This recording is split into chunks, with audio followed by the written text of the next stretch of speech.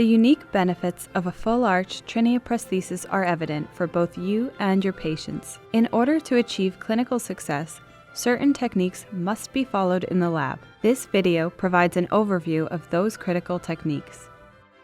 Use only 3 or 4 appropriately spaced implants to facilitate the fabrication of the prosthesis. 5 or more implants unnecessarily complicates the prosthesis. If possible, place 3 implants while there are still teeth present, and then extract them when the final prosthesis is being inserted. These teeth will provide the technician with significant landmarks for fabricating the trineoprosthesis.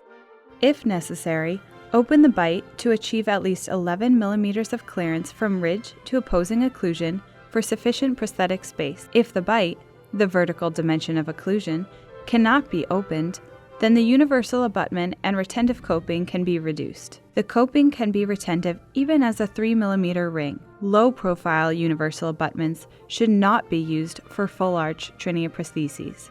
Standard profile or taller universal abutments should be used with their shoulder at least minimally above the soft tissue. In non-aesthetic areas, such as sublingual areas, the shoulder can be significantly higher to facilitate cleaning and mucosal health. Record a Gothic arch tracing to facilitate an accurate recording of the patient's centric relation at the appropriate vertical dimension of occlusion.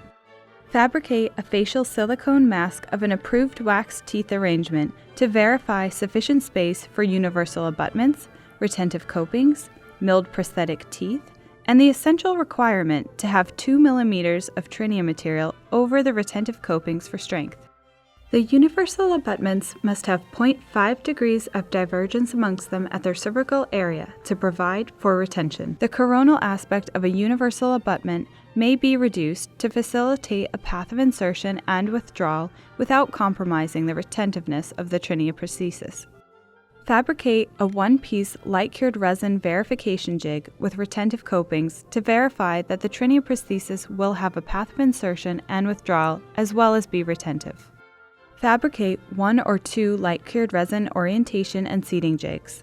These are appropriately numerically marked, coinciding with the numerical markings on the master model to indicate the sequencing for inserting each universal abutment into the corresponding well of the patient's implant. Most often, the abutments are loosely placed into the seating jig for transport and seating into well of the implants. In certain situations, some angled abutments need to be loosely seated into the implant well and subsequently positioned by placing the jig onto it. An arrow on the model and jig can indicate this need to the clinician. Initially, digitally design and mill an inexpensive plastic substructure to manually and visually evaluate its appropriateness. If necessary, modify it prior to scanning it for the fabrication of the permanent trinea substructure. The blue color in the graphic shows example modifications. Note the milled trinea substructure from the scan of a modified plastic substructure. The prepped teeth design facilitates the fabrication of digitally milled crowns, which will be cemented onto the trinea substructure. You can enhance the aesthetics of the trinea substructure and the milled polyceramic crowns by cutting back their facial aspect and applying indirect polyceramic materials.